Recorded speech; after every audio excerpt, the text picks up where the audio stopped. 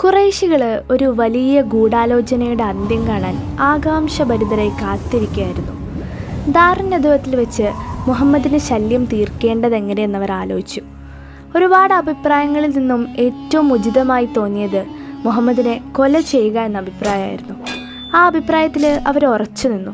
മുഹമ്മദിനെ എങ്ങനെ വകവരുത്തണം, അതിനും ഖുറൈശികൾ പോംവഴി കണ്ടിരുന്നു. ഓരോ ഗോത്രത്തിൽ നിന്നും ശക്തരായ ഓരോ യുവാക്കളെ തിരഞ്ഞെടുക്കുക, ഓരോരുത്തരുടെയും കയ്യിൽ മൂർച്ചയുള്ള വാള് കൊടുക്കുക. മുഹമ്മദ് തൻ്റെ വസതിയിൽ നിന്നും പുറത്തിറങ്ങുമ്പോൾ എല്ലാവരും ചേർന്ന് ആഞ്ഞു വെട്ടുക.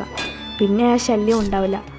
അങ്ങനെ ഖുറൈശികൾ തീരുമാനിച്ചുറച്ച ആ രാത്രി വന്നിരിക്കുകയാണ്. ഖുറൈശിയിലെ കരുത്തരായ യോദ്ധാക്കൾ പ്രവാചകൻ്റെ വീടിന് ചുറ്റും ഊരിപ്പിടിച്ച വാളുമായി കാത്തിരുന്നു.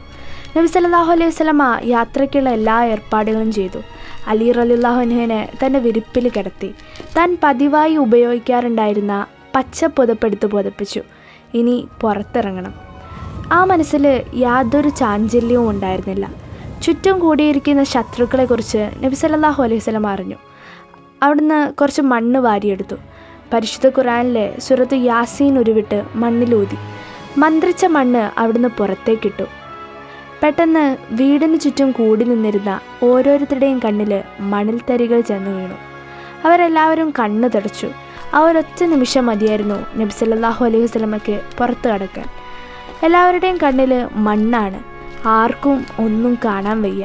പുറത്ത് കടന്നപ്പോൾ വാഹനവുമായി സിദ്ദീഖ് റളിയല്ലാഹു അൻഹു അവിടെ കാത്തു നിൽപ്പുണ്ടായിരുന്നു. പിന്നെ ഒരു നിമിഷം പോലും താമസിച്ചില്ല. രണ്ടുപേരും അവിടെ നിന്ന് യാത്ര പുറപ്പെട്ടു.